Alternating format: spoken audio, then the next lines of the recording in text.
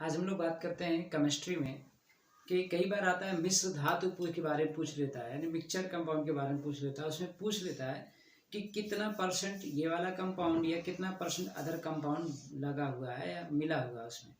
तो टॉपिक पे बात करते हैं मिश्र धातु के बारे में और एक हिसाब से संगठन उसके बोल सकते हैं।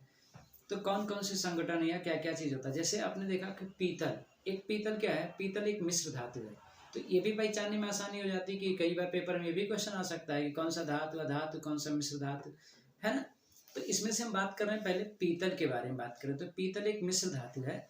और अगर पीतल को बनाना है तो आपको पता है इसमें 70% का तांबे का करते हैं, 70% तांबे का उपयोग करते हैं और 30% आप जिंक ले लीजिए, यानी 70% तांबा और 30% जिंक मिला लीजिए तो कौन सी धातु मिश्र धातु बनेगी, पीतल।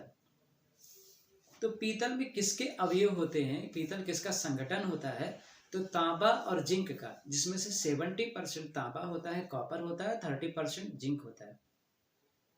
नेक्स्ट मेटल की तरफ चलते हैं, गन मेटल। कौन सी बात कर रहे हैं, गन मेटल। गन मेटल जिससे गन वगैरह बनाई जाती है, आपको पता ही है। तो अगर गन मेटल बनाना है तो इसमें 88% यानी 88% तांबा होता है, जिंक 2% होता है और टिन 10% होता है। यानी गन मेटल में तांबा, जिंक और टिन तीनों का मिक्सचर होता है, जिसमें तांबा जो होता है कॉपर 88% होता है और जिंक जो होता है वो 2% होता है, टिन 10% होता है। स्टेनलेस स्टील अगर बनाना है तो आपको पता है इसमें क्या होगा, 4 एलिमेंट मिलाए जाते हैं, 4 तत्व मिलाए जाते हैं, iron, chromium, manganese, carbon. Iron, chromium, manganese, carbon. Iron 89.4% होता है, क्रोमियम 10% होता है, मैग्नीज 0.35% होता है, कार्बन 2.5% होता है। ठीक। अगला बात करें मुंट्ज धातु की। मुंट्ज धातु जो होता है ये भी मिश्र धातु है। मुंट्ज धातु क्या है, मिश्र धातु है, जिसमें तांबा 60%, जस्ता 40% होता है।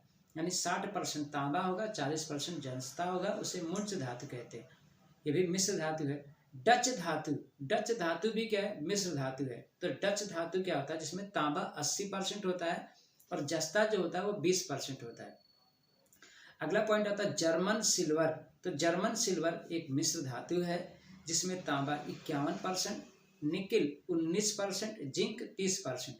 तांबा, निकिल, जिंक तीनों को मिलाएंगे तो जर्मन सिल्वर प्राप्त होगा, जिसमें तांबा 51%, 51%, निकिल 19% और जिंक 30%। नेक्स्ट फैक्ट की तरफ चलते हैं, कांसा। कांसा जो है ये भी मिश्र धातु है। कांसा जिसमें तांबा 88% होता है और टिन 12% होता है, यानी 88% तांबा होता है और 12% टिन होता है, जिससे क्या बनता है, कांसा।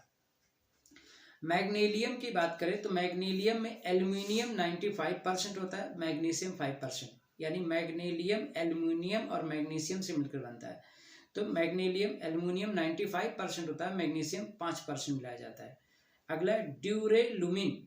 ड्यूरेलुमिन में बात करें तो ड्यूरेलुमिन में एल्यूमिनियम 95%, तांबा 4%, मैग्नीज 0.5% और मैग्नीशियम 0.5%। तो ड्यूरेलुमिन एल्यूमिनियम, तांबा, मैग्नीज और मैग्नीशियम से मिलकर बनता है। तो ड्यूरेलुमिन एल्यूमिनियम 95%, तांबा 4%, मैग्नीज 0.5% और मैग्नीशियम भी 0.5%। Next fact, nichrome. नाइक्रोम जो होता है वो निकिल, लोहा, क्रोमियम और मैग्नीज, निकिल, लोहा, क्रोमियम, मैग्नीज चारों को मिलाकर नाइक्रोम बनाते हैं। ठीक है। टांका, यानी टांका मतलब सोल्डर। टांका सोल्डर, जिसमें आपने देखा सीसा जो होता है 63% होता है और टिन 37% होता है। यानी टांका की बात करें तो टांका 63% सीसा रहता है और टिन 37%, 37%। नेक्स्ट मिश्र धातु की बात करें तो टाइप मेटल। टाइप मेटल, तो टाइप मेटल सीसा, एंटीमनी और टिन से मिलकर बनता है। टाइप मेटल सीसा 81%, एंटीमनी 16% और टिन जो है 3%। तो टाइप मेटल मिश्र धातु है, जिसमें सीसा 81%, एंटीमनी 16% और टिन 3%। तो इस प्रकार से आपने देखा जो मिश्र धातु हैं, कई बार पेपर में पूछेगा इसमें मिश्र धातु कौन सी, पहचानो। तो पीतल एक, gun metal, stainless steel, Muntz धातु, डच धातु, जर्मन सिल्वर, कांसा, मैग्नीज, मैग्नीशियम, ड्यूरेल्यूमिन, नाइक्रोम, टाका टाइप मेटल, यानी 1 दर्जन लगभग हमने आपको मिश्र धातु के बारे में बता दिया, लगभग 12 मिश्र धातु। ठीक है, तो आपको पता है पेपर में डायरेक्टली क्वेश्चन पूछ सकता है इसमें कौन से और किस किस के घटक मिलकर बनते हैं। That's all for today.